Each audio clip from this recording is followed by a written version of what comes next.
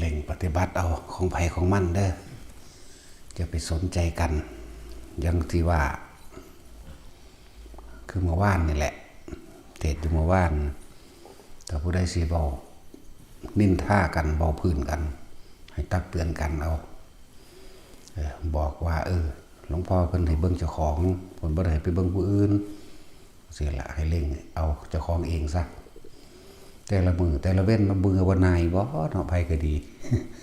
คิดหาผู้นั้นคิดหาผู้นี้เรื่องนั้นเรื่องนี้แต่ละอันแต่ละอย่าง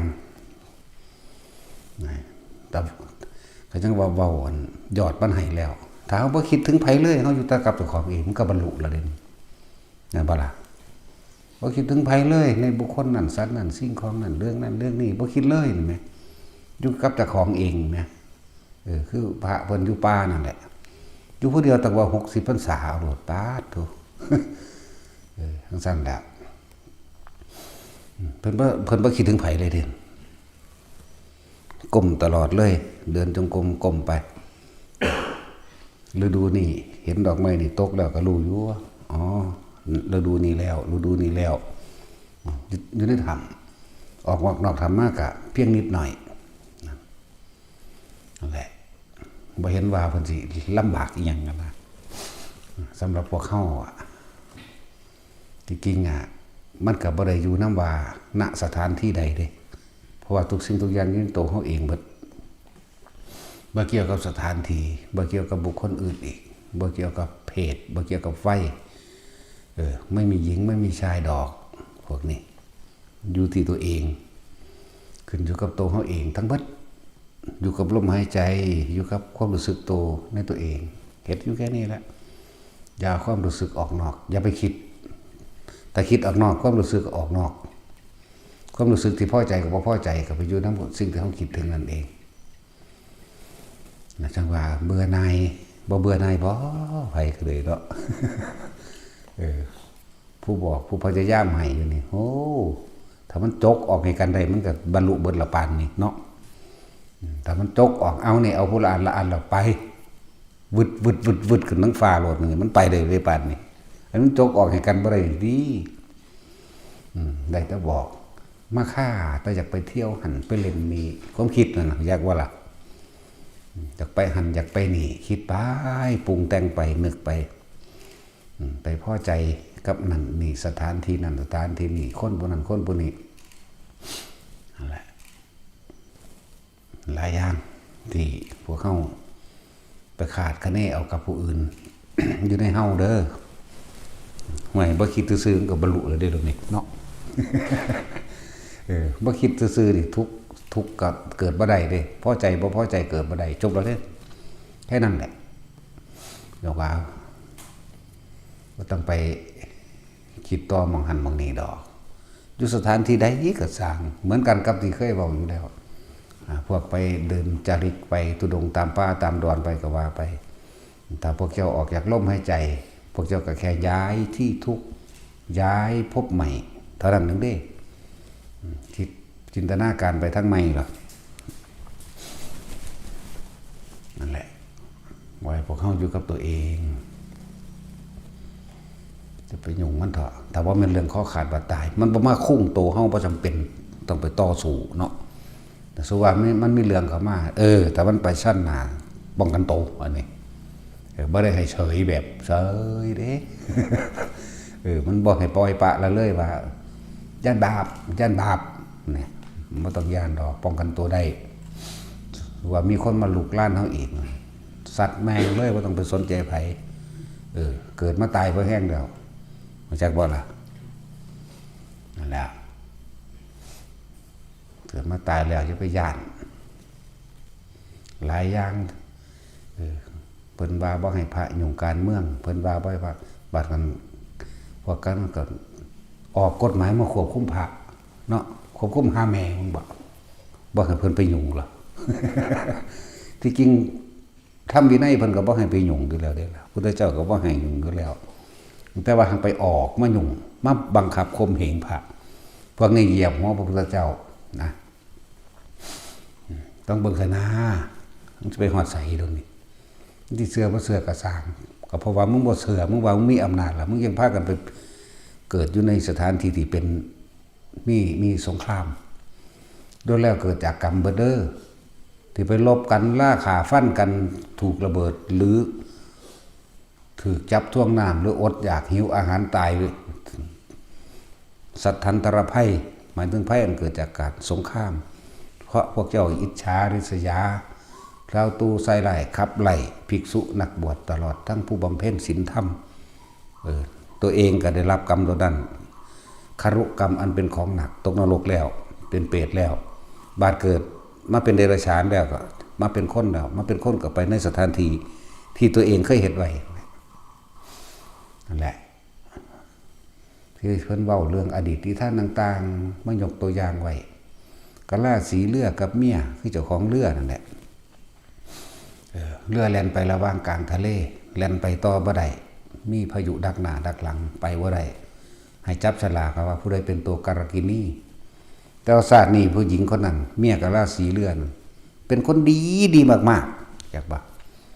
เป็นคนดีมากๆจับสลากถึง3ครั้งจับไม้เขาจะให้จับไม้ตะกี้จับไม้สั่นไม้ยาว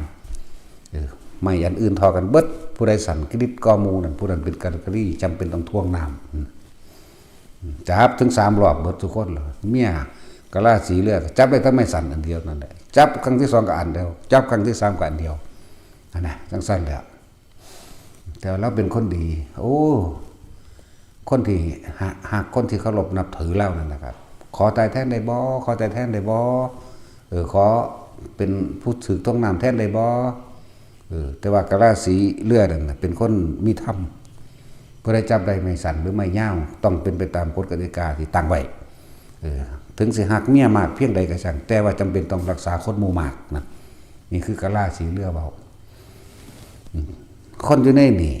500 คนสิมาเอาเพียงคนผู้เดียวนี่บ่ดีบ่ดีมันสิบ่ได้จักคนเลือดต้องหล่มแน่นอนนี่เขาเชื่อกันแนวนั้นแต่ไม่ตะกี้ก็เลยจำเป็นต้องได้เอาเมียเจ้าของเอาไหผูกใส่ข้อเรียบร้อยแล้วก็ทิ่มลงน้ำแล้วก็จมน้ำตายไปนั่นแหละหลังจากขึ้นฟังไปสู่เมืองเวสาลีไปเห็นพระพุทธเจ้าพอดีใช่ป่ะก็เลยได้ทำบุญทำทานนั่นนี่แล้วมีผู้หนึ่งถามพระพุทธเจ้าพระเจ้าข้าอยากรู้ว่านี่นั่งกาลกินีตัวนี้มีเวรกรรมอีหยังแล้วก็บ่ได้ชื่อว่ากาลกินีดอกแต่ว่าไตรปิฎกก็เขียนวางสั่นนั่งกาลกินีอันนี้มีกรรมอีหยังชาตินี้แล้วเป็นคนดีที่สุดผู้ใดก็ขอตายแทนใดตายแทนใดอดีตชาติเป็นพระองค์บริวารอดีตชาติพระองค์พระหูสาเหตุเพราะความตายของนางก็มาตายอย่างอนิจอนาถพอตะจับเล่าทวงเลือดทวงน้ำลงใดแล้วเลือดก็สามารถแล่นไปเอาเองเลยไหมพระเจ้าระลึกเบิ่งแล้วอ๋อกรรมของเล่านั่นน่ะอิจฉาริษยาคนก้าวตูใส่ลายทำลายคนพ่อขากับขาเนี่ยขาโดยการจับทวงน้ำคนมันแม้นสัตว์คือประเภทบางชนิดหรือหมาแต่เกิดว่าพ่อใจนี่เราจะจับน้ำทวงเอาก้อนหินผูกใส่ข้อหมาแล้วถิ่มลงน้ำสินะแม้นคนก็ทำเช่นนั้นเหมือนกันนางคนนี้หลังจากทำกรรมอันหนักแล้วได้รับคารุกรรมอันหนักแล้วให้พ้นแล้วตกนรกแล้วเป็นเปรตแล้วก็เกิดมาเป็นเดรัจฉานกะเป็นเดรัจฉานแบบบ่มีเจ้าของไปทั้งใดเขาก็รังเกียจรังแกเบิดสิ้นกรรมอันนั้นแล้วมาเกิดเป็นมนุษย์ก็เลยทำความดีมาตลอดดอกแต่ว่านางคนนี้ถือจับท่วงน้ำมาทั้งเบิดแล้ว499 ชาติและชาตินี้จักเป็นชาติสุดท้ายของเธอดอก499 ชาติชาตินี้เป็นชาติที่500พ้นกรรมแล้วแต่ว่าตายแล้วเดี๋ยวละบัดนั่นแหละ ตายแล้วนั่นไปเกิดเป็นยังตอนนี้วิญญาณยังเป็นสัมภเวสีลองลอยอยู่บางอย่างก็เลยทำบุญอุทิศหากตาอาศัยกำลังของพระพุทธเจ้าแล้วว่าจึงนำบุญไปให้ก็เลยสำนึกระลึกชาติใดเมื่อไปเกิดเป็นเทวดาแล้วนั่นแหละสิ้นกรรมออกแล้วได้รับส่วนบุญแล้วก็ไปเกิดเป็นเทวดาอาศัยพุทธานุสติไปเกิดอยู่ดาวดึงส์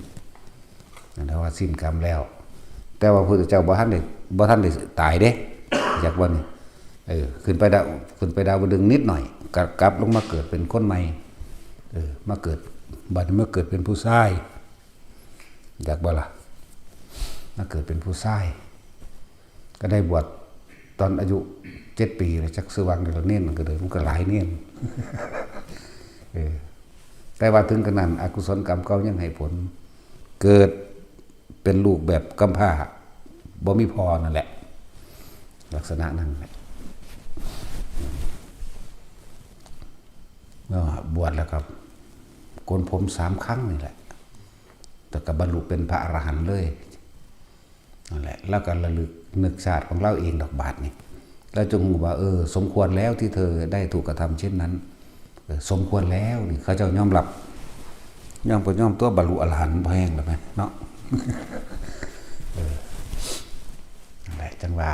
หลายอันหลายอย่างพวกเขานำอดีตนิทานต่างๆมาบอกให้ฟังกันถ้าเฮาบ่พ้นออกจากกรรมบ่ว่าจะเป็นกุศลกรรมดีติดดีหรืออกุศลกรรมนะเฮาก็ต้องได้รับมันอยู่จังซี่แหละบ่มีผู้ใดหลีกลี่หนีพ้นเด้ก็เลยว่าให้ทุกคนทำบุญหนีบาปเอาสร้างบุญไว้หลายขึ้นเอาบุญอันเกิดจากการในท่านบุญอันเกิดจากการมาฟังธรรมรักษาศีลนี่แหละนี่ก็เป็นศีลแล้วล่ะพระอาตมาสมาทานมาขออันนั้นอันนี้ดอกขอเอาตะปากขี้ตัวเจ้าของซื่อขี้ตัวพระพร้อมขี้ตัวเจ้าของพร้อมนั่นแหละบุญอันเกิดจากการชักชวนผู้อื่นมาทำบุญทำทานภาวนาแจกธรรมะโมทนาส่วนบุญผู้อื่นมื้อนี้ก็เฮ็ดไปตอนนี้บุญใหญ่มันร่วมตรงที่ภาวนาเนี่ยแหละท่านก็อยู่ในภาวนาเนี่ยแหละอยู่ในลมหายใจเฮานี่แหละท่านศีลเนคขมะปัญญาวิริยะขันติสัจจะอธิษฐานเมตตาตลอดทั้งอุเบกขาก็อยู่ในลมหายใจเฮานี่แหละถ้าความคิดเฮาบ่คิดนึกไปถึงบุคคลสัตว์สิ่งของบารมี10ร่วมอยู่ในนี่เบิดเข้าสู่คำว่าอุเบกขาเบิดเห็นบ่ล่ะท่านหยังเอาท่านการฆ่าสัตว์ก็ได้ท่านการลักทรัพย์ก็ได้เห็นบ่ซั่นท่านกายวาจาบ่ไปกล่าวตูใส่ร้ายตำหนิผู้อื่นก็ได้ศีลก็มีอยู่แล้วไม่คิดทำร้ายเบียดเบียนผู้ใดผู้หนึ่งเสียชีวิตทรัพย์สินเนคขมะก็มีอยู่แล้วนี่คือวิธีการข่มจิตปัญญาก็พ้นหูอยู่แล้วว่าทุกสิ่งทุกอย่างเกิดขึ้นแล้วก็ดับไปนะวิริยะกับเพียรพยายามที่จะควบคุมลมหายใจอยู่นี่ขันติก็อดทนเอาทานันทานี่นั่งหรือว่ายืนหรือว่าเดินหรือว่านั่งหรือว่านอนก็ว่าไปหมดแล้วสัจจะก็เพราะว่ารู้ความจริงแล้วโลกุริยะสัจจะเป็นอย่างโลกุตระสัจจะเป็นอย่างนี้ปรมัตถสัจจะก็คือการอยู่กับลมหายใจนี่ก็ว่าไปอธิษฐานตั้งใจมุ่งมั่นสู่จุดหมายก็ตั้งใจนี่แหละจุดหมายคือว่ากูสิบ่เกิดอีกนั่นแหละมันว่าล่ะอธิษฐานเมตตาก็อยู่ในตัวเองบ่เขาเอาตัวใส่ไล่ผู้ใดอยู่แล้วเห็นบ่ก็ไปขาไปรักไปนั่นแหละก็อยู่ในตัวเดียวกันมันก็เป็นอุเบกขาก็อยู่ในลมหายใจนั่นแหละนี่นั่นแหละบุญที่เฮ็ดง่ายที่สุดความสงบที่ทำความสงบเพิ่นเอิ้นว่าบุญที่ทำง่ายที่สุดคือการภาวนาบ่ต้องไปอาศัยอุปกรณ์ใดทั้งสิ้นบ่ต้องไปอาศัยวัตถุสิ่งของบ่ต้องไปอาศัยอุปกรณ์บ่ต้องไปสนใจหรืออาศัยสถานที่นั้นๆสถานที่ต่างๆสถานที่ภาวนาอย่างเพราะว่าเฮาก็ต้องอาศัยคือลมหายใจเจ้าของเองสตินึกถึงลมเข้าลมออกเฮ็ดไปเรื่อยตัวจังซั่นแหละบอกแนวง่ายแล้วไผก็มีคือกันลมหายใจมันเป็นของว่างมันเป็นของบ่มีเจ้าของเข้าใจบ่ล่ะขึ้นอยู่กับตัวเองนี่นึกถึงมันน่ะเฮ็ดไปหลายอย่างโสเภณีผู้หนึ่งบรรลุธรรมก็นั่งกาลีนั่งแพทย์สยาแต่ว่าตะกี้เกิดเป็นลูกเศรษฐีเนี่ยเกิดเป็นลูกเศรษฐีแต่ไปได้เสียกับคนใส่กรรมมันบีบบังคับเป็นบ่เขาก็พาหนีไปอยู่เมืองอีกเมืองหนึ่งไปไกลๆมันแล้วเมืองนั้นมันก็บ่ค่อยมีชื่อเสียงบ่ได้ดอกเราก็มีในตำรานั่นแหละสุดท้ายแล้วเขาพาไปอยู่ปีเดียวเขาเบื่อเขานายมันเฮ็ดหยังบ่เป็นอยากว่าเศรษฐีลูกเศรษฐีเฮ็ดหยังบ่เป็นเขาเบื่อนายเขาปะถิ่มเอาไปเอาผู้ใหม่ติแล้วเขาก็บ่มีเงินให้แต่งตัวให้งามคือเก่าเด้ ของไปเจ้าหนีไปกับทาสเนาะนั่นแหละสุดท้ายแล้วก็อาบน้ำแต่งตัวไม่สักก่อนก็เลยเกิดกลายเป็นคนที่ขายตัวนั่งแพทย์สยาอันนี้เพราะแต่ไรมีเงินขึ้นมาแล้วก็เลยซื้อเครื่องประดับประดาตกแต่งมาเลยงามไผก็แย่งกันไผก็แย่งกันทำการค้าขายตัวเองหลายปี5-6 ปีคนดีแย่งกันนั่งนี่ทั้งแพทย์สยาราคาตัวก็มีราคาขึ้นราคาจนถึงสุดท้ายที่สุดก็คือเรียกว่านั่งอัตตกาสีนั่งอัตตกาสีอยู่เมืองอัตตกาอยู่เมืองกาสีเมืองกาสีคือค่าตัวผู้ใดสิเป็นนอนน้ำแต่ละมือต้องเสียภาษีครึ่งหนึ่งของที่เก็บได้ในมือนั้นนะถือว่าเก็บได้100คือจ่ายค่าตัวนั่งเนี่ย50เทียบก็จะได้วางสั่นแหละใจชีวิตมาเรื่อยเกิดความเบื่อหน่ายเพราะว่าได้ฟังธรรมของพระสงฆ์องค์หนึ่งฟังไปเกิดความสลดใจในตนเองจนบรรลุธรรมเป็นโซดาเป็นสกิทาคามีก็เลยเลิกอาชีพนั้นแต่ว่าคนทั้งหลายที่เคยร่วมเสพหรือเสพลักเสพกามกับเพิ่นนั้นบ่ยอมเขาจะคุ้มปุกคุ้มปั๊ม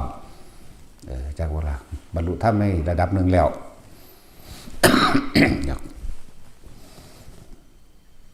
สุดท้ายก็ส่งกระแสจิตคือความคิดถึงพระพุทธเจ้าที่พึ่งอื่นของข้าพเจ้าไม่มีพระศาสดานั่นแหละเป็นที่พึ่งของข้าพเจ้าทำอันใดที่พระศาสดาได้สอนก็ได้รู้แล้วเห็นแล้วจากพระสงฆ์องค์หนึ่งอันเป็นสาวกของพระพุทธเจ้าเริ่มว่าพึ่งพระพุทธเจ้าพึ่งพระธรรมคือได้เห็นธรรมแล้วเห็นความจริงแล้วไม่สงสัยในคำสอนของพระศาสดาแล้วขอพระศาสดาจงมาเป็นที่พึ่งของข้าพเจ้าด้วยเถิดนั่นแหละพระสงฆ์องค์หนึ่งก็เลยมาโดยฤทธิ์เรียกว่าล่ะโดยเอื่นว่านั่งนี่บวชโดยทูเตนะอุปสัมปทาพระพุทธเจ้าบวชให้ผู้ยิ่งผู้นี้แต่ว่าอาศัยพระสงฆ์นี่เป็นผู้บอกเธอจงเป็นภิกขุณีมาเถิดอะไรแบบนี้โดยเอื่นทูเตนะอุปสัมปทาอาศัยทูเตนะก็หมายถึงทูตนั่นแหละคือเฮาสถานทูตใส่คำบอกของพระพุทธเจ้าหมดนั่นแหละเรียกว่าอะไรสถานทูตแม่นบ่ซั่นตัวติดต่อสื่อสารทูตพวกนั้นก็มาโดยฤทธิ์มาเหาะมาก็แสดงธรรมต่อบรรลุอนาคามีจากวันนี้จังกลับไปก็ไปหาไปอยู่ในสำนักภิกขุณีพุ่นล่ะก็บรรลุอรหันต์ไปนี่เนี่ยเพราะว่ากรรมค้ามนุษย์จากวันนี้เพิ่นบรรลุแล้วได้บัดนี้เรียกว่าภิกขุณีอัปทานระลึกนึกชาติก่อนใต้หนหลังแต่ก่อนเฮานี่เคยเกิดเป็นหยังนอกก็ว่าระลึกไปชาติแรกหมายถึงต้นแห่งความปรารถนาจะเป็นพระอรหันต์เหมือนพระองค์นี่แหละในสมัยพุทธเจ้าปฐมมุตระสัมมาสัมพุทธเจ้าปฏิบัติดีอยู่แต่ว่าศาสตร์ที่2มากกับมาเหตุใหม่ลงตัวเองบันมีการบังคับข่มเหงผู้นั้นผู้นี้เรื่องว่าฆ่ามนุษย์สินาเลยหลงตัวเองทำบุญทำบาปอย่างมาหลายอันหลายอย่างนั่นแหละจนถึงมาสุดท้ายกระบวดมาเรื่อยๆอยู่เด้ภิกขุณีนั่นมาพลาดตรงที่ว่ามาบวชในสมัยพระพุทธเจ้าพุทธกัสสปะมาพลาดหมู่พวกกันบวชน้ำกันภิกขุณีเหมือนกันแต่ว่าภิกขุณีองค์นั้นเพิ่นบรรลุอรหันต์แล้วเพิ่นมีลาภสักละเกิดขึ้นเพิ่นมีคนนิยมชมชอบผู้ใดก็เข้าหาก็เลยไปกล่าวตัวเพิ่นโอ้ยหญิงแพทย์สยาเอ้ยนะเราก็เลยได้ชื่อว่าแพทย์สยาในภาษามีใช่บ่ล่ะโอ้ยอีแพทย์สยาเอ้ยนะว่ามีม่านยาเจ้าเล่ห์นั่นแหละเห็นว่ากรรมตัวนี้ตัวเองสุดท้ายแล้วมันก็ได้เป็นแพทย์สยาเนี่ยอกุศลกรรมเก่าในชาติที่ทำไว้กับพระพุทธเจ้าอโนมัตสีที่ว่าฆ่ามนุษย์ฆ่าคนขายคนกดขี่แรงงานนั่นนี่ข่มเหงเขาบังคับเขาตลอดทั้งแต่ว่าเป็นแม่เล่าจังซี่ก็บ่ผิดนะนั่นแหละบัดนี้เพิ่นจิตตกต่ำได้บัดนี้อกุศลจึงให้ผลแต่บัดนี้อกุศลไม่ให้ผลก็เลยต้องหนีไปกับธาตุเห็นบ่หนีไปกับธาตุ นี่ไปกับทาสแล้วลูกเศรษฐีมันเห็นยังบ่เป็นปีเดียวเขาก็เบื่อตัวแต่ของบ่มีเสน่ห์บ่มีคุณงามความดีบ่มีอันอื่นให้เขาหาอยู่หาเลี้ยงกันบ่นั่นแหละกรรมตัวนี้ให้ผลแล้วก็เลยต้องมาเป็นแบบนี้เป็นหญิงแพทย์สยาแต่ว่าด้วยตั้งปณิธานแลกไว้ปูนล่ะอปทานเพิ่นระลึกของเพิ่นเองสมัยพระพุทธเจ้าปฐมมุตระสัมมาสัมพุทธเจ้าแล้วก็ดีมาเลยอยู่ดอกรูปแหล่ไปมาๆเพราะสำนั้นอะไรจังว่าพวกเฮาระลึกบ่ได้เนาะเฮาก็เลยจำต้องอยู่กับตัวเองเถอะเฮาระลึกบ่ได้แบบนั้นนั่นแหละสร้างดีอย่างเดียวถ้ามันตัดมันว่างวันใดก็ดีเนาะอย่าพลาดโอ้กรรมอันการก้าวตูใส่ลายพระอริยะบุคคลโสดาบันขึ้นไปมันกันมรรคผลนิพพานในศาสตร์นี่เด้มันบ่ธรรมดาเด้แต่ว่าบ่แม่นว่ากันตลอดไปบ่แม่นนานแบบนั้นอย่าว่าหรือว่ามันเฮ็ดให้เฮาบรรลุยากซะเนาะเป็นพวกที่บรรลุยากแล้วก้าวตูใส่ร้ายผู้ทรงศีลทรงธรรมผู้ทรงฌานก้าวตูใส่ร้ายบุคคลที่ทำเป็นสาธารณประโยชน์กุศลก้าวตูใส่ร้ายหรือไล่นี่การก้าวไล่พระอริยะบุคคลขึ้นตโสดาบันขึ้นไปโอ้ธรรมดาเนี่ยย่อมส่งเสริมให้เขาเกิดความเห็นผิดคล้อยตามตัวเองเพื่อสินำกำลังมาเข้าข้างเจ้าของพวกนี้นักน่าจะผ่านพระพุทธเจ้า700 พระองค์จังสิพ้นนะแต่จังว่าเฮาบ่ฮู้ว่าไผเป็นพระอริยะบุคคลเฮาบ่ฮู้ว่าไผเป็นพระโพธิสัตว์อยากว่าล่ะพระโพธิสัตว์นี่หนักเด้บ่เป็นตาไปแตะเด้ก้าวตูใส่ร้ายนำคนมาไล่ตั้งแต่ตัวเองเริ่มไปจกๆแจ๊กๆให้คนเสือเจ้าของมันบ่ธรรมดาเด้700 พระพุทธเจ้าพุ่นเด้สิว่ามันสิพ้นจากบ่ล่ะจะสิเวียนว่ายตายเกิดในอบายภูมิผ่านพระพุทธเจ้า700 พระพุทธเจ้าช่วงเจ้าว่าได้เป็นสัตว์เดรัจฉานช่วงสิ้นกับเหมือนกับการสิ้นภัทรกัปนี้เอาสิ้นภัทรกัปนี่อันตรธานแห่งภัทรกัปนี่เบิดศาสนาของพระศรีอริยะเมตไตร 100,000 ปีดวงอาทิตย์เกิดขึ้นทีละ1ทีละ2ทีละ3ถึง6ถึง7ใหม่บึ๊บเรียกว่าล่ะบ่มีเดรัจฉานไปใส่นรกได้กำไรล่ะเจ้าบาดนี้กำไรหลายพวกตกนรกก็ตกนรกอยู่กำไรหลายนับวันนี่คือจังว่าอีกหลายแสนปีบัดนี้มันนับบ่ได้ก็เลยว่าเป็นอสงไขย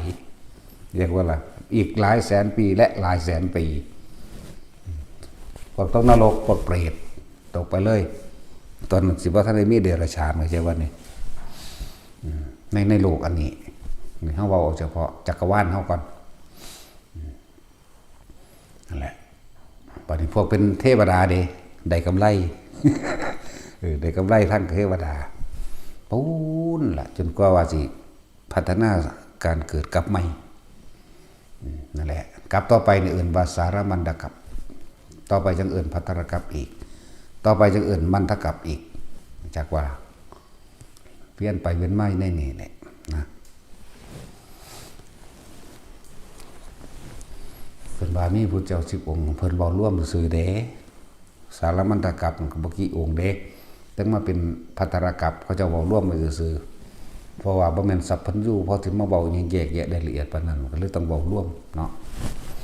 นั่นแหละเป็นซั่นพวกเขาสิประมาทเฮ็ดหยังพวกเขาอยู่กับตัวเองมันมากๆโลดเนาะเขาบ่ฮู้ได้ว่าไผเป็นไผใครเป็นอะไรคือคำเว้าหลวงปู่หมั่นเพิ่นตักเตือนเอาไว้แหละการกล่าวตู่ใส่ร้ายบุคคลผู้อื่นนั้นถึงเขาจะผิดจริงก็ตามบุญรุนเขาจะผิดจริงก็ตามก็เป็นการก่อเรื่องกังวลเข้าสู่หัวใจของตัวเองดีๆนี่แหละเองนะแม่นบ่ล่ะจริงๆเพิ่นบ่ให้ไปว่าไผเพิ่นให้เบิ่งเจ้าของเนาะสิไปว่าอิหยังการกระทำที่ตาเฮาเห็นบางอย่างเฮาบ่ฮู้เจตนาเขาเด้เนาะ เขาบ่ฮู้เด้นั่นแหละวิสัยของผู้ได้ฌานเห็นบ่เขาบ่ฮู้ได้ว่าเขามีเจตนาหยังก็เฮ็ดหยังแปลกๆอันบ่ล่ะวิสัยโพธิสัตว์วิสัยผู้ได้ฌานเห็นบ่แม่นบ่สัตว์อันตัวแล้วก็ทั้งสัตว์เดรัจฉานนั้นเขาบ่ฮู้เด้หมาตัวนั้นอาจจะเป็นพระโพธิสัตว์ก็ได้ที่ได้รับพุทธพยากรด้วยซ้ำมันธรรมดาเด้นั่นแหละปลาตัวนั้นอาจจะอีกแม่นบ่ล่ะพุทธเจ้าเขาก็เคยเกิดเป็นปลาดุกนี่ได้รับพุทธพยากรซ้ำเด้นั่นรู้จักบ่ล่ะตอนที่เป็นปลาดุกนั่นแล้ว เป็นหงส์เป็นกาเป็นปลาโอ้ยเป็นสารพัดล่ะเป็นนกขุมนกเข้า ธรรมดาเป็นนกขุมใหญ่ก็อยู่ธาตุพนมนี่แหละนกขุมใหญ่เป็นนาคเป็นเนิกยังก็ว่าไปอยู่ทางภาคเหนือหลายอยู่เด้เป็นนาคเป็นเนิกยังก็เลยเนาะงูแหละเป็นม้าจิ้งจอกเป็นม้าบ้านม้าป่าเป็นคนทุกข์เป็นคนรวยสารพัดเพื่อคนจะได้นำคำสอนมาให้พวกเฮาคนเอาตัวเองได้เข้าไปประสบการณ์เองแนวมาเนี่ยว่าแม่นตัดสิเป็นยิ่งใหญ่เด้เฮาไปเว้าเอายอดมันซื่อเด้เนาะหลายคนไปเว้าเอายอดมันทุกพระองค์ต้องเสด็จขึ้นสู่ดาวดึงส์อยู่แล้วนั่นเป็นพุทธวงศ์เป็นพุทธประเพณีพุทธวงศ์ของพุทธเจ้าเฉพาะพุทธเจ้าพวกนี้ออกลูกมาอย่างไรก็ต้องตายภายใน7 มื้อโลดแม่นั่นแม่พุทธเจ้านั่นแล้วแต่เพิ่นก็ต้องขึ้นไปโปรดเอาพุทธมารดาเอาแม่อยู่ในสวรรค์พุ่นล่ะ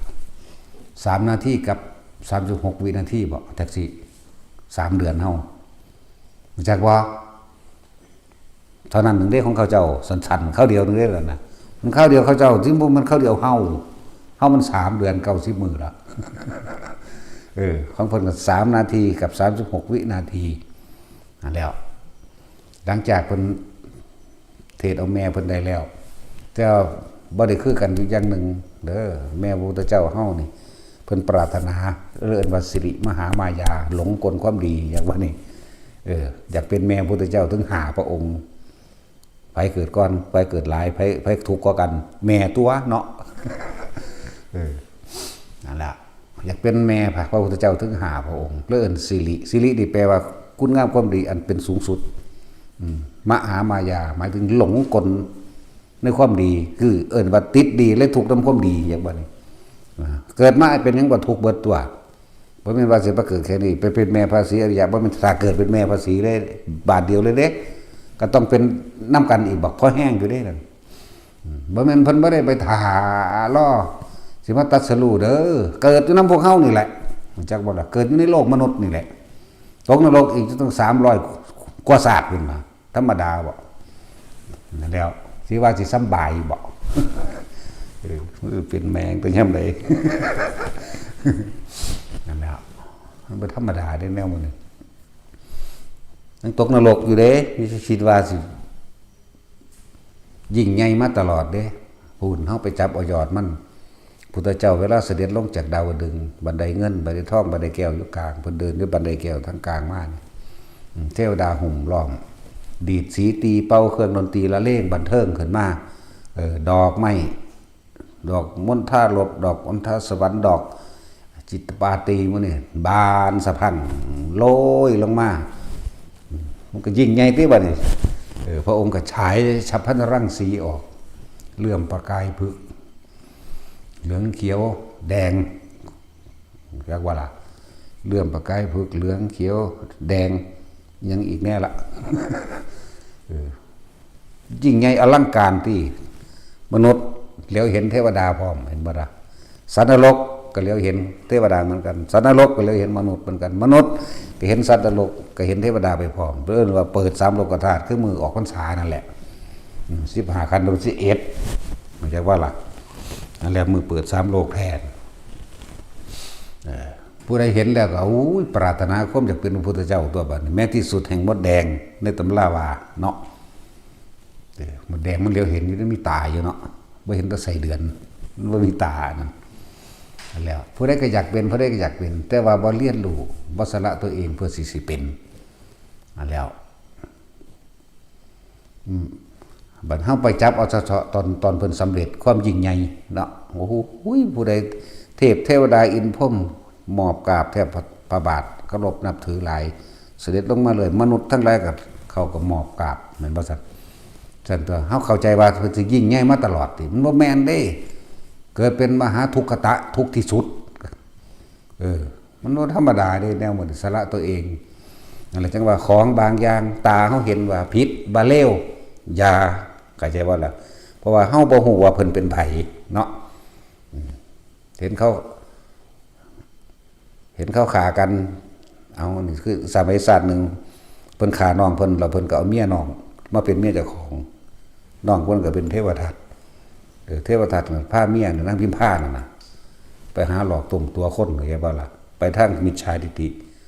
เพิ่นก็ฆ่าเพิ่นก็เอาแล้วก็เปลี่ยนใหม่ให้อย่างว่าล่ะก็จังซั่นแหละมันคือมีแนวนั้นแหละนั่นแหละจังว่าก็สิไปเดือดร้อนอีหยังกับเขามันบ่แม่นเรื่องข้อขาดบาดตายเจ้าของก็ดีเนาะถ้าเรื่องข้อขาดบาดตายศกแบงคือกันล่ะเว้ยตีปากแมงคือกันล่ะเว้ยเนาะเพราะยิ่งก็ยิ่งโลดโหดแล้วเด้เดี๋ยวนี้ตะกี้ยังอารมณ์อร่วยอยู่โอ้คนมันเป็นพ่อสำนีมันเลวยิ่งกว่าสัตว์อีกก็โหดได้บาดนี้มากวนกูโลดกูขาแมงเลยบาดเนี่ยเห็นว่าบางชาติเป็นหมู่กันบางชาติก็จะเป็นหมู่กันไปเรียนมาจากสำนักเดียวกันเนาะเมืองกัตตกศิลาแต่ว่าสำนักเรียนสารคามแล้วสิแม่นหม่องใดเดี๋ยวนี้อยากว่ากัตตกศิลาอยู่สารคามหั่นเดินทางมาสำเร็จการศึกษาแล้วผู้นี้ก็มาผู้หมู่นี่เป็นกษัตริย์แต่ว่าผู้นี้พอตายใช่วันนี้ไม่เป็นกษัตริย์แทนพอก็เอาหมู่นี่มาเป็นเสนาบดีแต่ว่าแม่นั่นจักว่าแม่นี่แม่ของหมู่นี่มักหมู่ลูกทำท่าป่วยเอา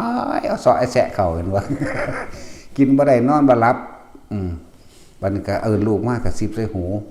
โอ้ยเฮ็ดจังได๋เมียสิได้ลูกโตสิได้หมู่มาเบียกเป็นแต่เป็นเมียเขานั่นคนละรุ่นบ่ซั่นรุ่นลูกกันน่ะอยากเอารุ่นลูกเป็นผัวนั่นแล้วบัดนี้ประชาเมืองก็มองแล้วผิดบ่ถูกเฮ็ดบ่ถูกแม่นบ่แล้วบัดนี้ผู้ลูกนี่ก็โหก็สั่นก็เลยยกให้หมู่นี่เป็นกษัตริย์แล้วเพื่อสิให้เอากับแม่บัดสุดท้ายแล้วแม่ก็คือนางพิมพาเด้จากวันนี้ส่วนผู้ลูกก็คือพระพุทธเจ้าเฮาและจิตมันปฏิพัทธ์กันอยู่แล้วล่ะมันก็เป็นมาแต่ที่แรกคือว่าสุดท้ายแล้วอยู่นำกันไปปี2ปี3ปีเข้าแล้วเพิ่นก็คือสิอยากนายๆแน่จักหน่อยก็คือเพิ่นเลยไปทำทาตามธรรมดาแล้วพวกนี่เขาเจ้าแต่เห็นผมงอกเขาจะบวชเด้แต่ว่าตอนนั้นบ่ได้งอกดอกแม่นี่แม่หมู่นี่หรือนางพิมพาในอดีตนั้นใส่เลขนมั่นยายเห็นเขาบ่นอนนำเรียกว่าล่ะเห็นเขาเจ้าบ่นอนนำเลยทำทานายช่างกันระบบตัดผมอยู่แต่งผมทรงนั้นนี่ให้ที่จริงไปเด็ดเอาผมของเจ้าของก็จะว่านี่มาแล้วจะทั้งทามาดึงเส้นผมผัวเพิ่นผัวรุ่นลูกนี่ปึ๊กออกมานี่อย่าหาว่าแต่เราแก่เลยตัวท่านก็แก่เหมือนกันนั่นแหละความหมายความในใจคืออยากให้เขานอนนำว่าเป็นรุ่นเดียวกันแต่ว่าทางนี้พอแต่เห็นผมงอกแล้วปุ๊บออกบวชเลยสละบัลลังก์ออกบวชก็สละให้หมู่คือเก่านั่นแหละบ่เพิ่นไปให้ไผหรอกนั่นแล้วจังซั่นแล้วหมู่ลงมาเป็นเสนาบดีเด้เอาหมู่ผู้นี้ขึ้นเรียกว่านี่นั่นแหละถ้าโลกเฮาเห็นเฮาสิว่าโอ้ยอีเฒ่าเอ้ยเป็นว่าเกิดมาหน้าเหี่ยวก็เห็นบ่คนเกิดมาหน้าเหี่ยวหน้าเฒ่าถ้าเกิดก็เห็นบ่นั่นแหละจึงบอกว่าคือนี่เอามาเตือนทุกคนว่าก็จะไปยุ่งอีหยังกับเขาเฮาสิไปปรามาสกับผู้อื่นเฮ็ดหยังมันบ่แม่นเรื่องเฮาสิมาแขวหักมั้ยเนาะถ้าว่าเป็นเรื่องข้อขาดบาดตายแขวหักหนังหัวออกเนี่ยจะยุ่งอีหยังนั่นบ่ล่ะ เฮาบ่ฮู้จักภายในของเขาเจ้าแหมนั่นแหละมีคนเบิ่งโลดเด้อคนที่เกิดมาเฒ่าเลยออกมาแต่ในท้องเฒ่าเลยนั่นเพราะว่าไปประมาทบุคคลเหล่านี้ล่ะอยากว่าล่ะเอ้ยอีเฒ่าเอ้ยนะแต่ความเลยเกิดมาหน้าเฒ่าตัวก็เฒ่าพร้อมเด้ทั้งสั่นเด้แต่ได้ผัวเด็กน้อยเล่นน้อยส่วนมากสิเป็นทั้งสั่นเด้แท็กซี่มึงเห็นบ่มึงสังเกตบ่อีเฒ่าเอ้ยอยากได้ผัวเด็กน้อยเจ้าของก็เกิดมาหลอดแค่แกนหน้าเฒ่านั่นแหละทุกอย่างนั้นมีเหตุเด้เฮาบ่เป็นตาสร้างเหตุอีหยังเด้เนาะเข้าใจบ่นี่ว่าเฮาบ่เป็นตาสร้างเหตุคือเฮาบ่เป็นตาไปคิดให้ผู้นั้นผู้นี้ดีเลวร้ายอีหยังเด้เนาะอยู่เจ้าของโลดไม่คิดดีก็ยังบ่ให้คิดได้แบบนี้มันสิติดดีคิดร้ายก็ทั้งบ่ให้คิดแล้วเนาะนั่นแหละอันนี้ก็เอาไปเตือนเจ้าของเขาเองตัวอยู่ซื่อๆบ่ต้องคิดถึงไผเนาะคิดถึงตาลมโอ้โหยากเลยเนาะรถแท็กซี่เอามึงหยุดคิดได้อยู่บ่มันยากอยู่เด้เนาะกูคิดหาแมงบ่ได้กูว่าแต่ผู้ใดกูมักกูบ่ให้บรรยุมึกมักคิดเป็นว่ากูส่งมันเลยบังคับตีเขียนมันพร้อมคิดแม่มันเมื่อยเศร้าเองก็มีนั่นเมื่อยจังวะแข็งสั้นล่ะอะไรจังว่านี่คือเตือนตัวเองขยายผลสุภาษิตธรรมของหลวงปู่มั่นเฮาบ่ควรไปตำหนิติเตือนบุคคลผู้ใดดอกแม้นเขาสิผิดจริงก็สร้างโดยสายตาเฮาซึ่งเฮาเข้าใจว่าเป็นเรื่องผิดแม้กระทั่งเรื่องสิได้ยินเห็นบ่หูกับตานี่มันสำคัญเห็นบ่ตากับหูนี่แม้ได้ยินเขาเว้ามาจังซั่นสิจะไปตะของบ่เคยไปสัมผัสเขาจะไหลไปน้ำเขาได้คนเนาะส่งเสริมไปเลยเด้นั่นแล้วถึงเขาจะผิดจริงก็ตามเนี่ยนะก็ไม่ควรไปตำหนิเพราะเป็นการก่อเรื่องวุ่นวายก่อเรื่องกังวลก่อเรื่องเร่าร้อนเข้าสู่หัวใจเจ้าของดีๆนี่เองก่อทุกข์ให้กับตัวเองดีๆนี่เองเนี่ยแม่นบ่ล่ะจั่นแล้วเห็นอยู่ได้หลายคนที่เขาเห็นเฒ่าตะหน่อยเลยเฒ่าตะเกิดเนาะหน้าเหี่ยวๆเต็บๆอยู่นั่นน่ะบางคนก็ออกมาหัวบางไงบารมทมใส่บาทนี่เนาะผมเคยเห็นบ่มึงเกี่ยวกับหมอกับหมากูว่ามึงจะเห็นหลายอยู่เด้เนาะในรูปภาพตัวจริงกูก็เห็นอยู่เด้หัวบากใหญ่จนวันเดินยางบ่ได้คนเด้พวกนี้แต่ว่าอยู่ถูกทรมานไป10 กว่าปีก็ตายก็สิเว้าเรื่องสมัยกูเป็นเน้นกูหลวงพี่ศรีจันทร์คนบ้านเข้ามาแก้วนั่นแหละสอบคนไปสอบการไฟฟ้าคนหัวบางไง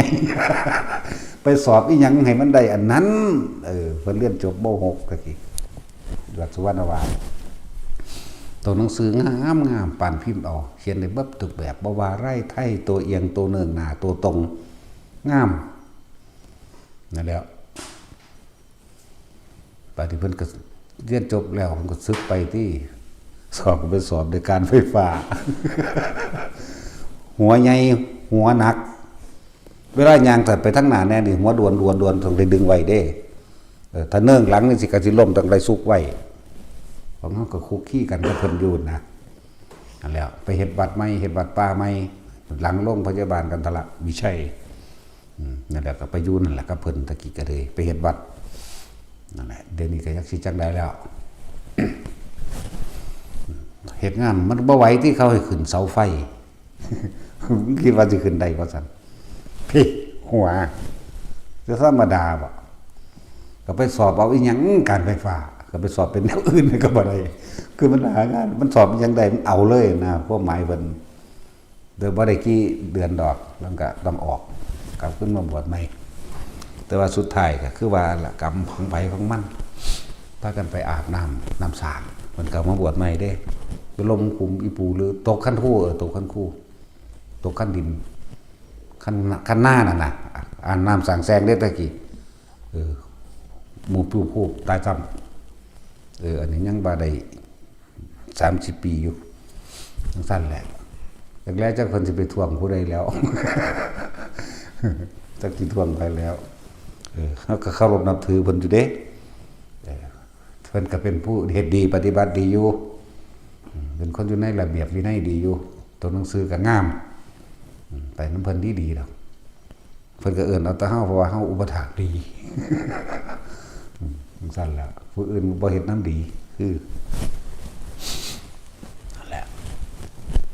หลายอย่างทุกอย่างมีเหตุเด้อเหตุปัจจโยทั้งนั้นแหละสิ่งทั้งหลายทั้งปวงย่อมเกิดแก่เหตุทั้งหมดเลยเหตุภาเวปภาวะเยนี่นะ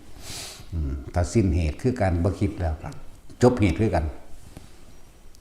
จบเหตุเราบ่ฮู้ได้ว่าเราเฮ็ดอีกรรมยังไว้แน่ในนี้เนาะตัวค่อยฮู้อยู่ได้ตัดสินก็เฮ็ดยังไว้แล้วก็ต้องเป็นไปจังดีก็ฮู้เด้ง่ายคนเก่งสุดอย่างเฮาก็หนีได้ตัวเนาะแต่ว่าเจ้าคิดจะคิดเลยว่าเจ้าสิหนีพ้น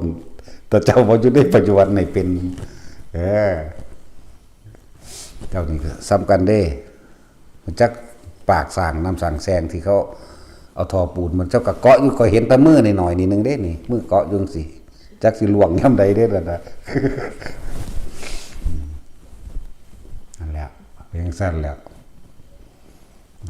หาวิธีหลีกเลี่ยงเอาตัวเนาะกูบ่รับแมงแล้วกูเฮ็ดหยังก็เลย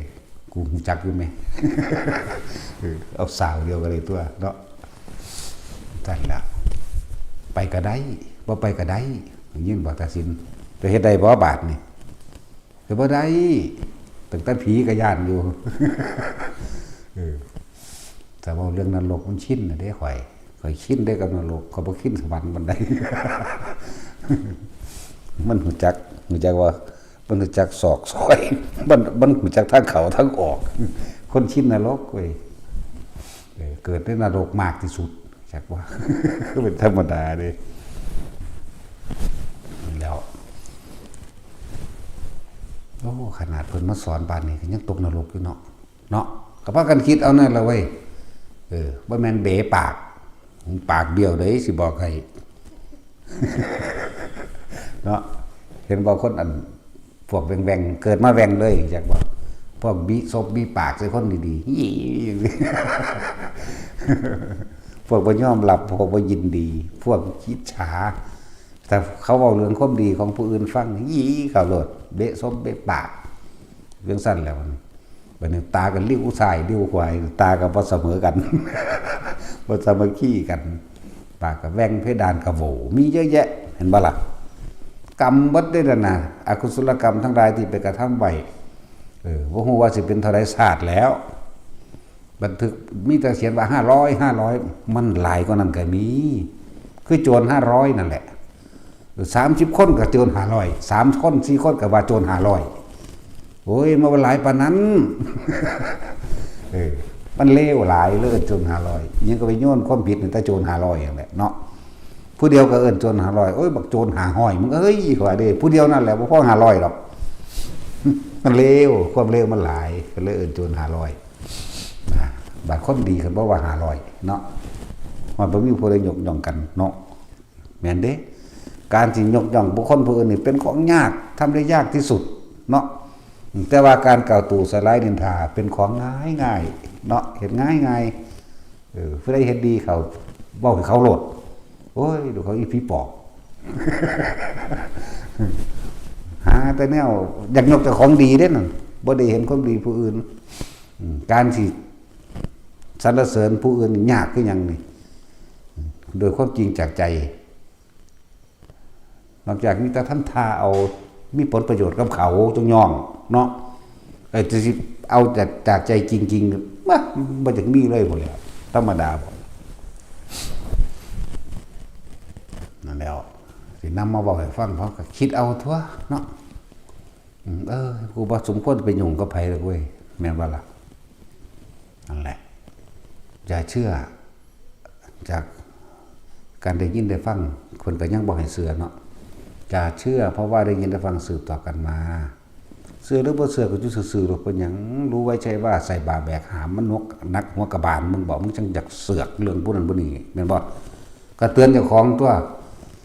จะเชื่อเพราะว่าตาเห็นอยู่นี่แล้ว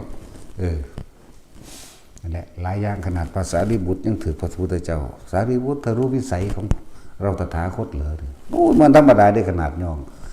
บ่มีผู้ใดบรรยายธรรมได้เสมอเหมือนดุจดังพระพระศาสดาสารีบุตรเธอกำลังกล่าวตัวเราเธอรู้วิสัยแห่งตถาคตเหรอเธอเป็นสัพพัญญูเหรอเงียบ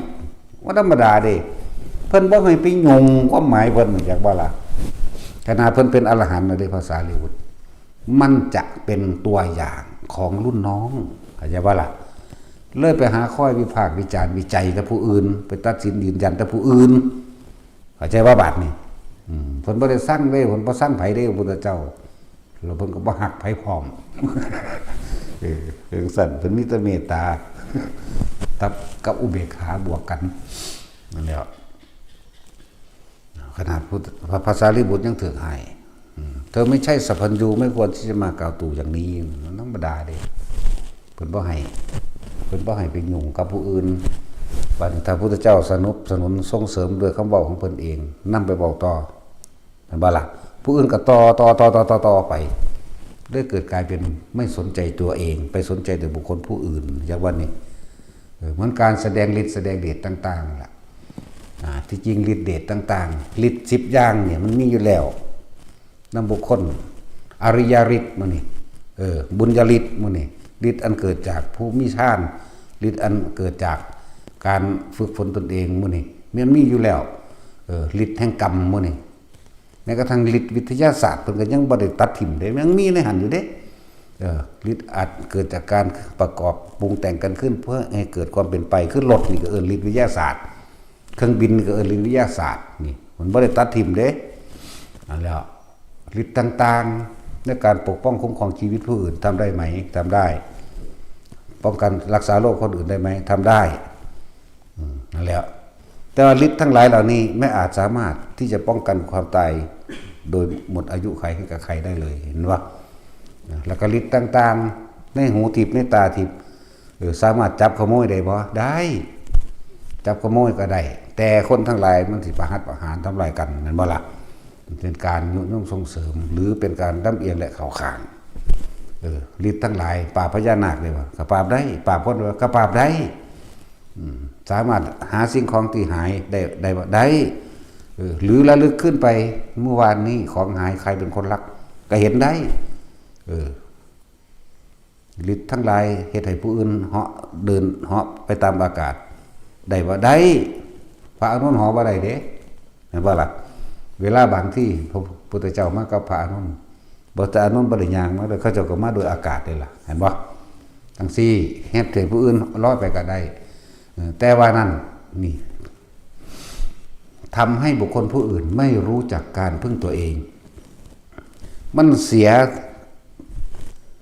ในแม้กระทั่งว่าเขาว่าอาจสามารถที่จะทำให้ตัวเองพ้นทุกข์ได้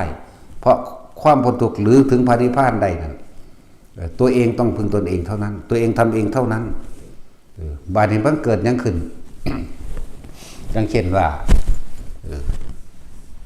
เฮ็ดเงินหายโอ้ยพระคุณเจ้าเงินบ่ฮู้ว่าตกเสียอยู่ไสโอ้อยู่หันตัวไปเอาแม่แม่นบ่เอาไปเอามาเจ้าสิได้อยู่บ่แต่ละมื้อแต่ละเว้นผู้นั้นหายผู้นี้หายขอรอแค่แลฮู้จักขอรอแค่แลไหม เรื่องเล็กๆน้อยๆจุกๆจิกๆกระจุ๋มกระจิ๋มน่ารัก ก็สิแล่นมาเอิ้นมาบอกเอาไปมากก็ว่าผู้นี้ดีบ่สิเอาเป็นผัวได้บ่ผู้นี้สิเอาเป็นเมียได้บ่แม่นบ่ล่ะเลยอาศัยแต่ผู้อื่นจากบ่ได้ถ้าผู้นั้นตายเด้สั่นจะไปอาศัยไผนั่นแหละเพิ่นจึงห้ามบ่ให้แสดงฤทธิ์ห้ามตัวแต่ว่าบาดเพิ่นให้แสดงเพิ่นก็ให้แสดงอยู่นี่ล่ะปราบนั่นโทษปานั่นธนาคราชจังว่าล่ะนี่อยู่ยโสธรนี่นั่นโทษกันเลยนั้นภูเขาตอนนั้นก็อยู่วัดหลวงปู่ศรีมหาวิโรจน์นั่นบางคนไปนั่งพักผ่อนกันงูบักใหญ่มันมาพึ่งขึ้นมันบังแดงตะเว้นพระองค์นั้นเพิ่นก็บ่ได้มีหูทิพย์ตาทิพย์เอ้าคือเป็นมืดเมื่อกี้คือแจ้งสว่างอยู่พระเจ้าข่าโมคคัลลามานีนะเธอเห็นบ่เห็นนั่นแต่ว่าหลายๆองค์ก็อยากแสดงอยู่ แต่พระพุทธเจ้าบอกว่าบ่พวกเจ้าบ่ไหวทอบ่มีวาสีบ่มีความของแคลวอีกอย่างหนึ่งเจ้าบ่แม่นครูทรมานกันเหมือนโมคคัลลาหั่นหรือให้พระโมคคัลลาปราบจังซั่นแล้วนั่นแหละหลายอย่างเวลาเพิ่นให้ปราบเพิ่นก็ปราบอยู่แต่ว่าอย่าทำตนเป็นดุจว่าคนใช้ผู้อื่นอย่างบ่นี้เพิ่นบ่ให้เป็นแบบนั้นตั้งแต่พระปิณโทนพระราชวาชะเฮาเอาบาทมาเพิ่นก็มีบัญญัติผู้ใดแสดงก็เป็นอาบัตินั้นอาบัตินี้ก็ว่าเนาะนั่นแหละบัดนี้เพิ่นให้ไปป้องกันชีวิตผู้อื่นมีบ่มีคือพระโมคคัลลาไปป้องกันชีวิตของเศรษฐีให้ไปขอเปลี่ยนนิมนต์เพิ่นจะไปสงเคราะห์เอาหญิงยากจนนั่นแหละเว้นจากตถาคตนะคนที่จะรักษาชีวิตตลอดทั้งการได้บรรลุธรรมของหญิงคนนี้ไม่มีนอกจากเราตถาคตเพิ่งก็ไปแต่ว่าเพิ่นรับว่าพรุ่งนี้สิไปรับบาตรในเศรษฐีแล้วเพิ่นก็เลยขอให้พระโมคคัลลาไปป้องกันให้นั่นแหละจังว่าคุยกันพระโมคคัลลาก็ไปขอต่อรองถึงขั้นว่าเศรษฐีนั้นคือเพิ่นก็อยากใส่บาตรก่อนคือเขารวยเขามีศักดิ์ศรีจากว่าโอ้ยภาษาคนทุกข์คนยากจนยังนึงสิไปให้ความสนใจยังกับมันเด้นี่ผู้ค้านี่เฮ็ดกับศาสนามามากจังซั่นจังซี่เว้าไปเด้อันนั้นก็เฮ็ดอันนี้ก็ให้นี่ก็สร้างยังอ้างความดีบ่นี่ยังอ้างพระนนพระโมคคัลลาก็ต่อรองถ้าเกิดว่าผู้ฆ่าเสียชีวิตวันนี้เด้เราจะไม่ให้ตายพระโมคคัลลารับรองให้ถ้าผู้ฆ่าบ่ตายถ้าเกิดว่าแผ่นดินถล่มไฟไหม้ทรัพย์สมบัติที่ข้าพเจ้าจักเตรียมไว้ให้ทานกับพระศาสดาสูญหายไปเพราะแผ่นดินถล่มน้ำท่วมไฟไหม้ท่านจะทำอย่างไรเราจะไม่ให้เป็นมันป้องกันให้เห็นมันนั่นแหละสุดท้ายก็จนมุมบัดทุกอย่างถ้าอย่างนั้นขอพระศาสดาไปหาหญิงยากจนคนนั้นก่อนนะท่านโมคคัลลานี่รับรองความปลอดภัยชีวิตและทรัพย์สินให้กับข้าพเจ้าแล้วแต่ว่าพระโมคคัลลาบอกขึ้นมาอีกคำหนึ่งมีอย่างเดียวที่เราไม่อาจสามารถรักษาให้ท่านได้คือศรัทธา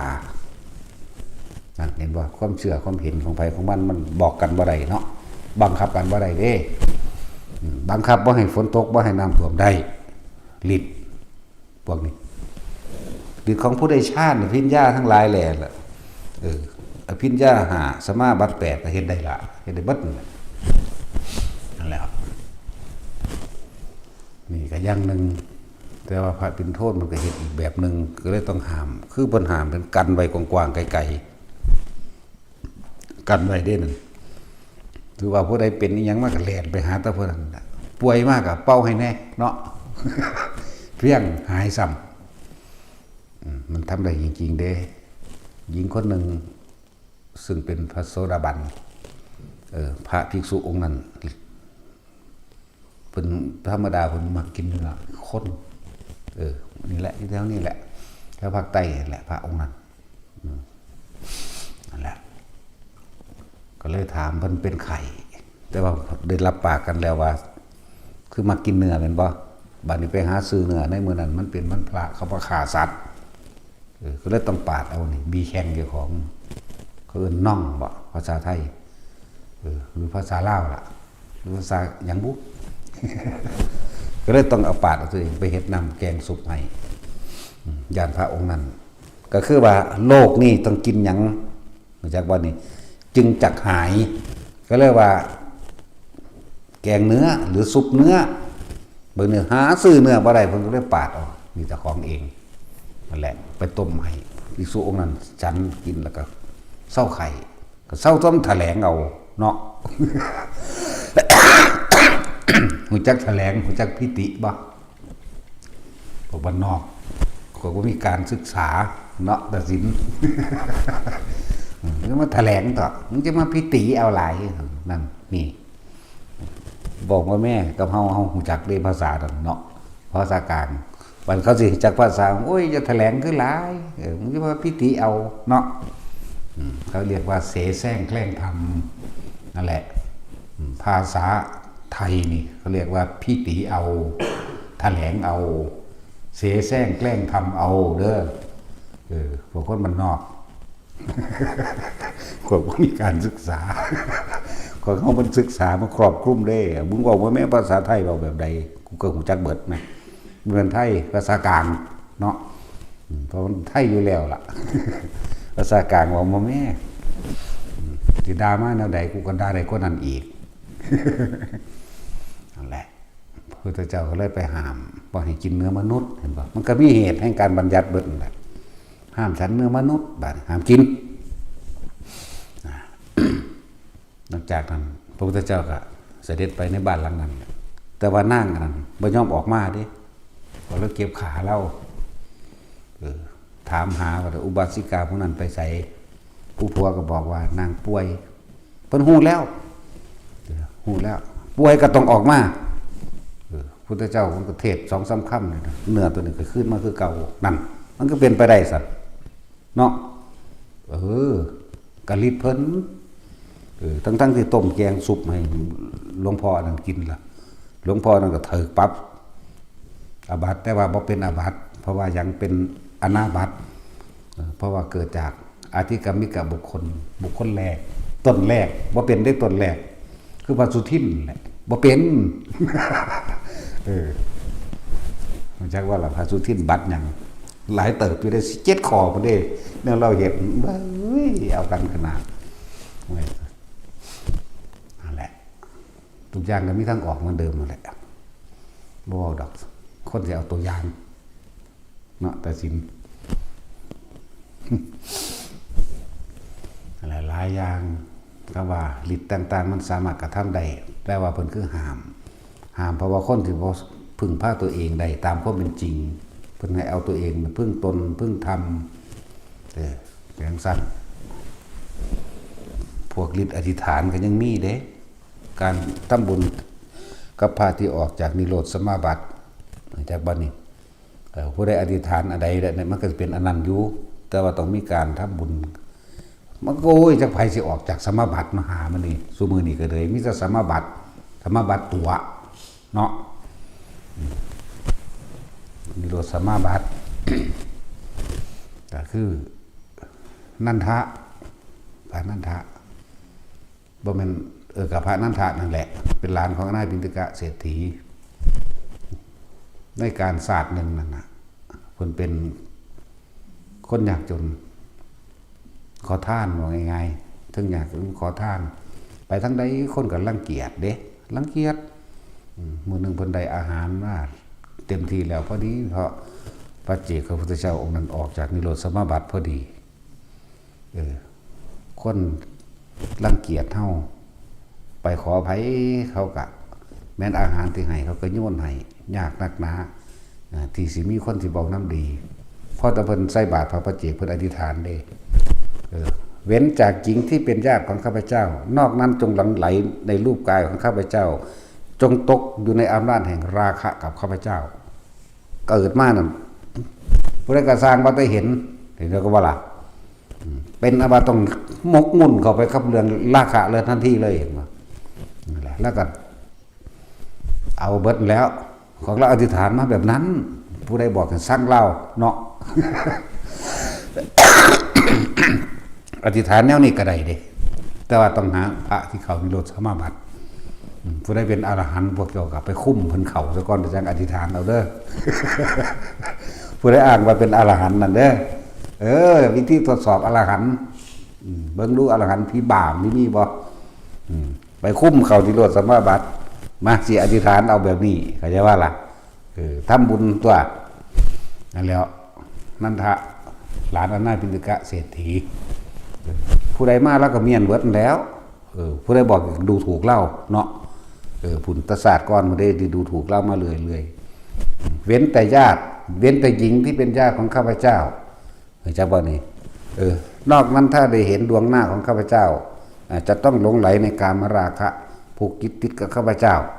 นั่นแล้วก็ฟาดหน้าฟาดเบิดแล้วของบ่ได้บังคับเอาไหมเฮาก็เอาได้ตัวนี้เนาะแต่สิน เอาแมงเป็นล้านก็เอาได้ตัวนี้18 ล้านโกดก็เอา เนาะแท็กซี่เอาบ่มึงเอาโลดบ่ได้บังคับบ่บาปหรอกจังซั่นแล้วก็เอาเบิดแต่ว่าเมียเขาก็สร้างเอาคือเก่าจักว่าเอาเบิดทั้งซั่นแล้วมันบ่ได้ติดอยู่ขาผัวมันตัวเนาะแต่สินนั่นแหละเอาเบิดไผก็สร้างแล้วสิเสพกามนำเบิดทุกคนเลยหน้าปิณกะเศรษฐีก็ย่านหลานบาปเด้เฮ็ดจังได๋เด้เลยไปหาพระพุทธเจ้าเล่นเทศน์ให้ฟังเราก็เลยเศร้าบรรลุโสดาและสกิทาคามีเห็นว่าโอ้ยยังว่าใส่มันคุ้มค่าแม่นหน้าผู้ใดมียังก็ได้มันก็บรรลุได้คือเก่าอยู่ซั่นดอกเนาะแต่พวกเฒ่าๆนี่เบิดทิศตลาดเพิ่นไปเอาดอกจะไปคิดฝันเด้อพวกเฒ่าๆนั่นแต่ก็มีอยู่เด้อยู่ในนี่ก็มีอยู่บ่เว้าไปดอกทำทาป่วยต้องโสมาซึกไปเอากันก็มีอยู่ใครแน่เฮาจำชื่อบ่ได้มันหน่อยมันบวชหน่อยนั่นแหละถ้าจำชื่อได้เว้าเด้เนาะโชคดีของเจ้าก็จำชื่อเจ้าบ่ได้จักชื่อว่าไดแต่สินพอคิดออกว่าหมู่มาส่งกันนะถ้าว่าอันนั้นอันนี้แบบบ่มีหม่องไปนั่นสิว่าที่ทำทาว่ามีธุรกิจอยู่หั่นนี่โอ้ยสารนั้นซื้อไว้เสือกเว้ากันกับผู้จักใดล่ะนั่นก็ชื่อบ่ได้หามึงนี่ก็บ่ว่าเขาได้ล่ะเอาโลด เอาหลายๆโลดเนาะมันเป็นเรื่องของบุพเพสันนิวาสในสุดท้ายแล้วก็บรรลุธรรมอยู่ได้ล่ะนั่นแหละเพราะอนาปิณกะเศรษฐีญาติหลานตกนรกว่าทำกรรมแบบนี้เห็นบ่ล่ะนั่นแหละคือว่าเสือในตายเห็นเขาเปลี่ยนได้เด้ล่ะเห็นบ่ล่ะหรือไปตกบางไดเราเป็นบรรลุอรหันต์บ่แม่งล่ะอันพวกนั้นเด้ก็เคยดูถูกเพิ่นไว้พวกที่มานอนนำเล่านั่นจักว่าล่ะนั่นทะยังนี่น่ะมันหลายนันทะบ่แม่นพระนันทะองค์นั้นเด้พระอันนี้ก็หลานสิว่านันทะยังนี่แหละเหมือนกันให้ดูถูกเขาไว้บัดสุดท้ายมากก็มาเป็นต้องสิโลลาภให้เขานั่นแหละอธิษฐานเนี่ยบ่ดีแต่ว่าบ่ดีก็บ่แม่นแต่ว่าบ่ดีคนก็บ่ได้เอากันมีลูกมีเต้าดอกเนาะตัดสินมันบ่แต่ว่าบ่ดีเจ้าก็ยังมี2มี3ลูกเจ้าก็เลยจังซั่นแล้วนั่นแหละแต่ว่าแนวมื้อนี้มันบ่ดีมันก็มาฆ่าแนวมื้อนี้ตัวผู้ใดฆ่าอยู่นี่ก็เลยเนาะเห็นว่าจังซี่จากผู้ใดสอนให้แต่ยามใดมันเฮ็ดเป็นแต่ว่าแต่งงานกันแล้วไปรีเฮ็ดกันโลดบ่มีโรงเรียนสอนเนาะคือเฮ็ดเป็นบุบ่มีผู้ใดบอกบ่มีไสพ่อแม่ก็บ่สอนเด้แม่นบ่แปลกประหลาดว่าแนวมื้อนี้มันคือเฮ็ดเป็นคือไปลักเฮ็ดเอาโลดมันซั่นแล้วนั่นแหละทุกอย่างถ้าเฮาหยุดกรรมคือการกระทำทางความคิดได้กรรมทุกอย่างบ่อาจสามารถให้ฤทธิ์ให้ผลอิหยังใดเลยนี่จักบ่ล่ะบ่ทันที่ว่าหยุดความคิดตัวเดียวนั่นแหละสิ้นภพจบชาติเลยถ้าเฮาอยู่ถ้าเฮาเองเฮาบ่ไปคิดหาไผมันก็บรรลุแล้วเด้นั่นนะเอาคิดเบิ่งดีๆเด้อบ่คิดถึงไผเลยแหมมันก็ว่างกันตัวเนาะอันนี้เดี๋ยวก็คิดถึงผู้นั้นผู้นี้อีนั่นอีนี่บักนั้นบักนี่หมูหมากาไก่เดี๋ยวเห็นผู้นั้นผู้นี้เขางามกว่าก็อีหามเอ้ยโดดเด้เบี้ยปากเบี้ยซบเขาสาดไม้กับปากก็ง่ายเพ้อว่ามีตุ่มเลียงวันอยู่ภายซื้อซบอีกเนาะแต่จริงถึงเบิ่งอยู่ปวนนั่งพันธุรัตสั่นก็มีตาตีข้างหนึ่งหิบฮีก็มีเป็นธรรมดาบ่แนวมื้อนี้กรรมคือการกระทำทั้งใจของเจ้าของจากบ่ล่ะเจตนาแหละเป็นตัวกรรมถ้าบดเจตนาหยุดเจตนาหยุดการคิดนึกปรุงแต่งนี่ได้แล้วมันก็จบตัวจิเนี่ยหมายถึงจิตมันก็เป็นผู้รู้ของมันอยู่แล้วเด้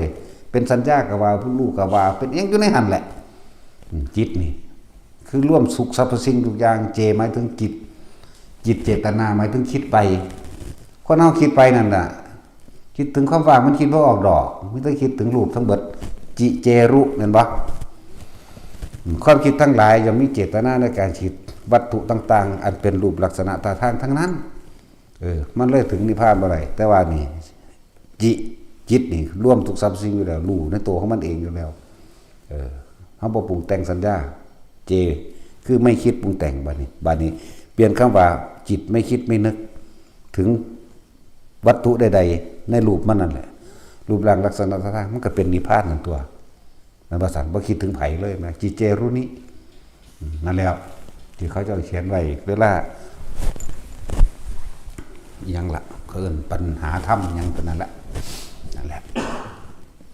ถามว่าคิดถึงซึ้งลึงอยู่หันมันสิมีหยังเป็นตัวตั้งมันสิมีหยังเป็นตัวไปติดเนาะจิตก็ไม่มีที่ตั้งคือบ่ไปตั้งอยู่ในบุคคลนั้นสัตว์นั้นสิ่งของนั้นเรือนนั้นหรือความร่ำรวยเป็นเศรษฐีนั้นมันบ่คิดแล้วมันก็นิพพานตัวนิพพานมันบ่ได้เป็นรูปร่างลักษณะท่าทางเป็นวิมานเป็นสวรรค์เป็นไส้สุดนั่นสุดนี่เด้นิพพานดิบๆนี่เฮาเห็นกันอยู่นี่เฮาบ่คิดหยังเลยมันก็ได้ทั้งตัวนิพพานขณะมีชีวิตอยู่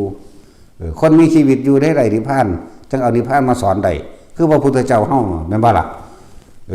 พระพุทธเจ้าเฮาเพิ่นก็ฮู้จักตอบบนมีชีวิตอยู่บ่ได้เพิ่นจังสอนได้แม่นบ่แน่เพิ่นก็บ่มีความคิดอิหยังกับไผทั้งกุศลและอกุศลเด้อล่ะจบแต่ว่าคิดอยู่ถ้าว่าต้องคุยเป็นธรรมดานี่ก็คิดอยู่หากบ่มีเจตนาสั่นตัวเจตนาคือต้องมีความหวังเด้เนาะต้องมีความหวังความหวังว่าเขาสินิยมชอบตัวเองแม่นบ่ล่ะนั่นแหละเวลาเว้าอันนั้นอันนี้มันต้องมีเจตนาคือคนทั่วไปสำหรับเพิ่นบ่มีเจตนาเว้าไปเลยปงเปงไปเลยบ่แม่นคือเฮาเด้พูดถึงว่าพุทธเจ้าเพิ่นเว้าม่วนเดี๋ยวสิหาว่าอันดูถูกประมาทเพิ่นอีกเนาะคนนั้นค่อยจะจับผิดแต่กูอยู่แต่ว่าบ่เคยจับผิดเจ้าของเนาะเอามันเป็นความจริงเด้ว่าถ้าเว้าอีหยังขึ้นจอบแต่เอาหม่องมันผิดใจมันเด้ถูกผิดมันมีถูกมีผิดพอใจกับบ่พอใจเท่านั้นเด้มันบ่จักได้ว่าเขาเว้าแบบมีเจตนาหรือบ่มีเนาะจังได๋มันก็บ่ฮู้ความคิดกูดอกกูบ่มีทั้งสั้นแล้วนั่นแหละทั้งเบิดพระพุทธเจ้าเฮาให้พึ่งตนเองเป็นหยังคือบ่ให้แสดงฤทธิ์เอาไปมามันสิเกิดกลายเป็นคนหลับใส่เข้าใจบ่นี่หรืออย่างหนึ่งคนทั้งหลายนั้นถ้าตราบใดยังยื่นมือขอความช่วยเหลือบุคคลผู้อื่นอย่าคิดว่าจะเป็นอิสระจากสิ่งทั้งหลายทั้งปวงคือเป็นอิสระจากธรรมทั้งหลายนั่นแหละนั่นแล้วแม่นบ่ล่ะจักสิว่าโอ้ยป่วยเด้ก็แล่นไปหาผู้นั้นของหายก็แล่นไปหาผู้นั้นผู้มีหูทิพตาทิพผู้มีฤทธิ์มีเดชนั่นแหละจักบ่ล่ะสั้นตัวบางที่โอ้ยของลืมไปอยู่เมืองนอกไปเอาให้แน่มันก็เหาะปิ้งไปเอารถก็กลับมารถเนาะสั้นแหละมันก็เป็นการคนก็เลยบ่เข้าใจคำว่าธรรมชาติสัตว์โลกเป็นไปตามกรรมเนาะถ้าสิ่งนี้พ้นกรรมได้ก็ต้องอาศัยสิ่งที่ตัวเองสร้างเองก็ต้องหนีเอาเองก็ต้องหยุดสร้างกรรมเอาเองตัวนั่นบ่ล่ะแล้วโอ้ยหลายอันหลายอย่างคนดอก ฉะนั้นถ้าเฮาจะพ้นจากกรรมติอย่าคิดถึงไผมันบ่มีสุขมันบ่มีทุกข์เด้ก็บ่คิดถึงไผแล้วเนาะเฮาคิดเบิ่งดีๆเด้อก็อาศัยความคิดนั่นแหละจึงรู้เข้าใจบ่ล่ะแต่คิดเท่าใดก็ไม่รู้เนาะแต่ก็ต้องอาศัยความคิดได้จึงรู้รู้วิธีหยุดคิดแม่นบ่กันตัวคิดเท่าใดก็บ่รู้ดอกไอ้ข้อว่างมันบ่มีความคิดเนาะต่อให้หยุดคิดนั่นแหละจึงรู้ในสิ่งที่รู้ก็ออกมาวาดภาพบ่ได้เด้บัดนี้เนาะนั่นแหละฝึกเอาผู้ใดก็เลยมันเฮ็ดให้กันบ่ได้เว้ยแต่เฮ็ดให้ได้ยังเตะทิ่มเบิดแล้วได้ปานนี้จังซั่นแล้วกวาดเอาตีนกวาดเนาะแล้วก็เอาตีนฟาดไปคือสาดน้ำนี่นะเคยเอาตีนสาดน้ำบ่เด้อนี่มีอยู่นี่แหละเอาตีนสะไปเลยเนาะขี้เดียดหูจักขี้เดียดบ่เนาะบัดนี้พวกบ่มีการศึกษานี่พวกศึกษาบ่รอบคอบนี่เนาะแต่สิขี้เดียดแปลว่าหยังของที่น่ารังเกียจขยะแขยงนี่แหละแปลภาษากลางนี่เป็นภาษาไทยอ้าวภาษาไทยนี่คืออิสระเด้แม่นบ่ล่ะบ่แม่นไทยบ่แม่นกลางบ่แม่นลาวบ่แม่นภาษาอื่นๆว่าภาษาไทยภาษาของอิสระ เลยไว้มันเป็นไทยมันบอกแหวงได้ก็บอกไปทั่วอยากด่าผู้ใดก็ด่าได้เนาะแต่ว่ามันมีเหตุได้จังด่าเห็นบ่ล่ะทั้งสั้นแล้วเข้าใจแล้วบ่บาดไปก็ดีแต่ของมาเกิดเอาเองแต่ของก็ต้องหยุดเอาเองตัวเนาะมันมีผู้ใดมาสาบแช่งหรือให้พรผู้ใดไปดีเลวก็ได้ไหมแต่ของมาเกิดเองชั่วเอาเองแม่นบ่ล่ะสิไปโทษไผนั่นแล้วแต่ว่าอยากทุกข์คุณจะไปคิดว่าอยากได้ดีๆอยากมีอยากเป็นอยากร่ำอยากรวยต่างๆทุกข์เบิดนั่นแหละจิตมีที่ตั้งอยากเป็นอันนั้นได้นั่นมันไปเป็นอารมณ์มันเกิดแล้วอยากได้อันนั้นได้นั่นอารมณ์มันเกิดแล้วอยากได้แล้วอยู่กับลมฝึกมันตัวผู้คนฝึกตนเองได้ล่ะส่วนพระพุทธเจ้าเพิ่นก็เป็นแต่เพียงผู้บอกทางหนึ่งเด้อบ่ได้เฮ็ดให้เด้ออุ้ยเฮาเกิดกับพระพุทธเจ้ามาเท่าใดล้านๆพระองค์แล้วถ้าเพิ่นเฮ็ดให้ได้เฮาบ่มาฮอดพี่ดอกเนาะเพิ่นก็เอาตีนสะขึ้นไป คือว่าเรื่องตัวตีนกับตีนนะอิหยังก็ยอมตัวเนาะแต่ตอนนี้ก็ยังยอมให้เพิ่นบ่ทุกอย่างกล่าวอยู่แม่จังซั่นแหละเอาสวัสดี